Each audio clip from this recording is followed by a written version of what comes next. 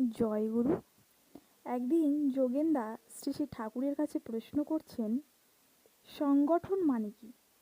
শ্রী শ্রী ঠাকুর বলছেন, অর্গানাইজেশন অর্থাৎ সংগঠন মানে প্রত্যেকটি মানুষের ইষ্ট ও তার নীতির সেবা ও পরিপূরণে কর্মব্যাপৃত করে তোলা।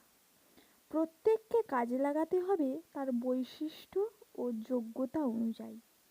প্রত্যেকে প্রত্যেকের সহযোগী হয়ে যদি কাজ করে, তাহলে দেখা যায় সমবেত চেষ্টায় বিরাট কাজ হয়ে যায়।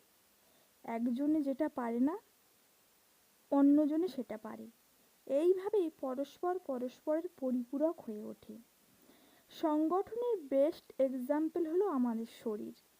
শরীরের বিভিন্ন অঙ্গ প্রত্যঙ্গ শরীরের অস্তিত্বের জন্য পরস্পরকে সেবা করে এবং এইভাবে তারা নিজেরাও টিকে থাকে। এমনটা হয় বলে তারা স্বভাবত পরস্পর স্বার্থান্বিত হয়। আপনার চোখে একটা কুটো পড়লে তৎক্ষণাৎ দরদের সঙ্গে হাতখানা সেখানে এগিয়ে যায়। পা কয়, কোথায় নিয়ে যাবি? চল চল ডাক্তারের কাছে। একেই বলে সংগঠন।